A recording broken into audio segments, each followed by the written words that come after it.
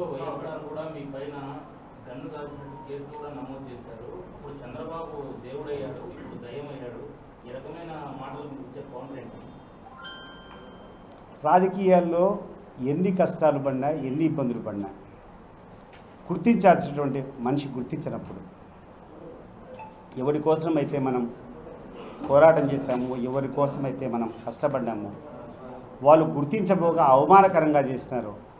వాళ్ళని వదిలిపెట్టి ఒకవేళ గతః వదిలిపెట్టేసి ఇప్పటి నుంచి మనం బాగుందాం ఉన్నటువంటి ప్రాంతం ఈ ప్రజలందరూ బాగుండాలని చెప్పి స్నేహస్తం ఇచ్చేటప్పుడు as we have taken. But నేను మీ మాదిరి ఒక మర్డర్ చేసి డబ్బులు ఇచ్చి కాంప్రమైజ్ చేసుకోలేదే. మీరు తప్పు చేస్తారు, మళ్ళీ మీరే భయపడతారు, మళ్ళీ మీరే కోర్టులో రాజీ అవుతారు, మళ్ళీ ఇంకా భయం వచ్చి డబ్బులు మళ్ళీ తీసుకుని పోయి ఇచ్చి వద్దు మనం బాగుందామని చెప్తుంది. అంటే చేయలేదే అంట, నేను చేయలేదే. నువ్వు ఇఫ్ యూఆర్ రెడీ రా మాట్లాడతాం, నువ్వు మాట్లాడుకుందామంటే మాట్లాడతాం. ఇంకోటి నువ్వు ఏదో చేస్తామని చెప్పినావు చట్టపరంగా. ఏం చట్టపరమైన చేసుకుంటావు వాసు? ఏం నువ్వు చేసేది చట్టపరంగా చెప్పు. నువ్వు ఏం పెట్టుకుంటా అంటే నేను వద్దన్నానా? పెట్టు, 116 కేసులు పెట్టుకో. లేదు నువ్వు ఇంకోటి ఏదో చెప్పినావు చేయి, ఐఎమ్ రెడీ అంటాడు కదా. బట్ గుర్తుపెట్టుకో, ఈ రియాక్షన్ ఇంకోసారి కూడా ఉంటుంది. ఎవ్వడు ఇక్కడ లేడు, చౌకబారుగా లేడు. నువ్వు మాట్లాడుతా అంటే పడేంత స్థితిలో, లేకపోతే నీకేదో అధికారం అని చెప్పి భయపడి ఇక్కడ కార్పే ఫస్ట్ ఎవడు లేడు. ఏమన్నా బహుశా నీకేమన్నా ఉంటే ఈరోజు అధికారులు ఏమన్నా పలుకుతారని చెప్పి 1-2 స్ట్రే ఇన్సిడెంట్స్ ఏమైనా చేయించామో తర్వాత ఏంది అంటున్నా చూసుకుందాం.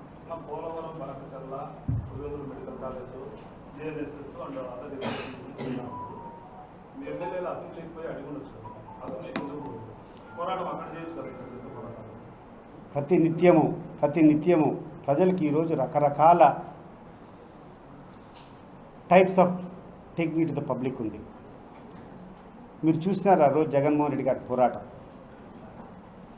అయ్యా, నాకు అపోజిషన్ పార్టీ లీడర్ యొక్క స్టేటస్ ఇస్తేనే ఆ సమయం ఉంటుంది.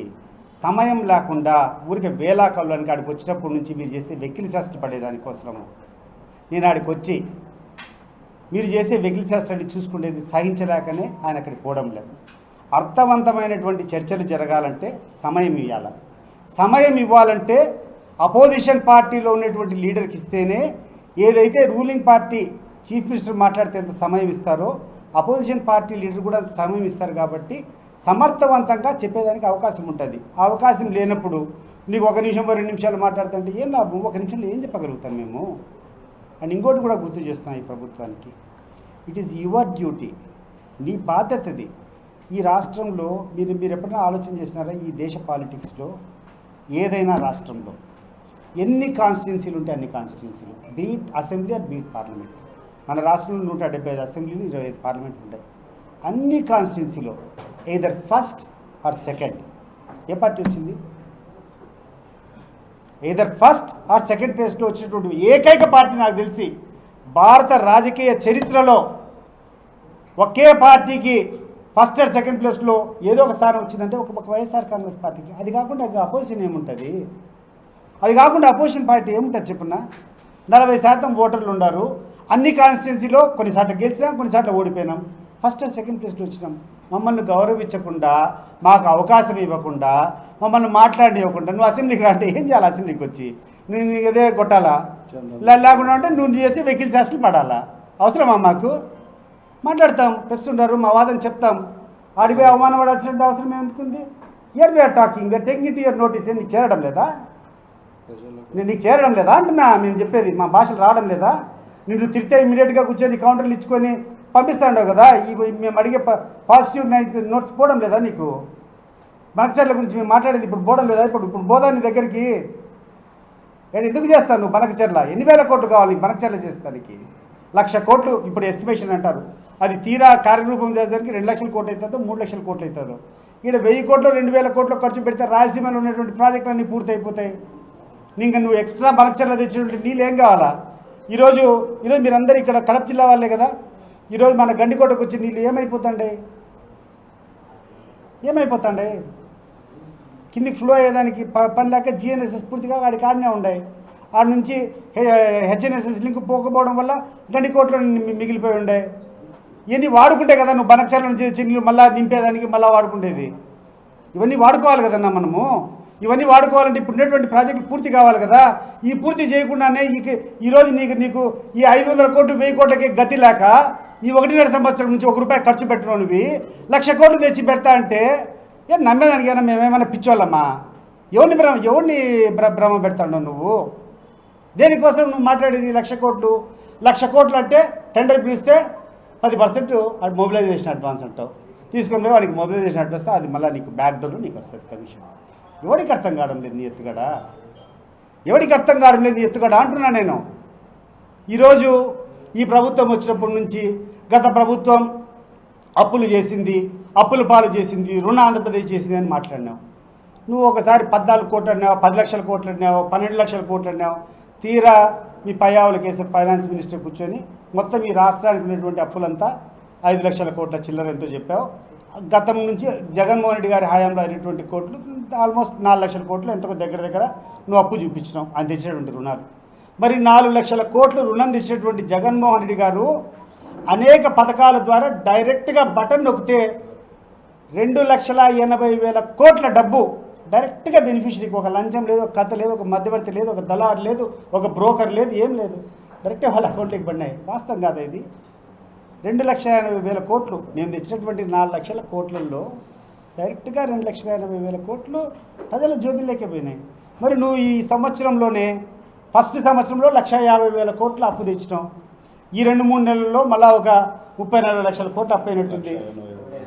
దాదాపు ఈరోజు మనం డిప్యూటీ సీఎం గారు చెప్పినట్టు, మాజీ డిప్యూటీ సీఎం గారు చెప్పినట్టు 1,87,000 కోట్ల అప్పు. ఏమేమి చేస్తావు ఈ 1,87,000 కోట్లు? నువ్వే ఇస్తావు టెండర్లు, నువ్వే చేస్తావు. నీ టెండర్లంతా ఏ పరిస్థితి అయిపోయింది? ఒకసారి ఈ గవర్నమెంట్ను మళ్ళీ అడుగుతున్నా, నెక్స్ట్ ప్రెస్ మీట్లో వస్తా. Lokesh garu, next press meet will be according నీ రేట్లు, నువ్వు ఏ రేట్లకు ఇచ్చినావు నేను ఆర్టీ యాక్ట్ ప్రకారం నేను పంపిస్తాను మీకు. ఇప్పుడు ఉన్నటువంటి అమరావతి డెవలప్మెంట్ అని చెప్పి నువ్వు అడుగుతున్నావు, అమరావతిని చేస్తామంటావు. అమరావతిలో నువ్వు ఇచ్చేటువంటి రేట్లు ఏంది? అది మామూలు రేట్లా లేకుండా ఉంటే ఇన్ఫ్లేటెడ్ రేట్స్? ఒకసారి చర్చ జరిగేదానికి రేపు అడుగుతున్నాం. ఎక్కడికి పోతున్నాము? ఒక చిన్న ఎలక్ట్రికల్ కాంట్రాక్ట్ ఎంత చెప్పారు? యాక్చువల్లీ పర్ ఫ్లాట్కు 1,21,00,000 రూపాయలు ఇచ్చారు. ఒక్కొక్క ఫ్లాట్కు ఎలక్ట్రికల్ పని చేసేదానికి ₹1,00,00,000 పైన అయ్యే రకంగా నువ్వు చేసుకునే అగ్రిమెంట్లు నేను చేస్తాను. రేపు మనాడులో వీఆర్ కమింగ్ ఆన్ దిస్. మీరు కూడా ప్రిపేర్గా ఉండండి. ఎందుకంటే ఏదో ఉన్నట్టు మాట్లాడడం కాదు, ఇప్పుడే చెప్తున్నా.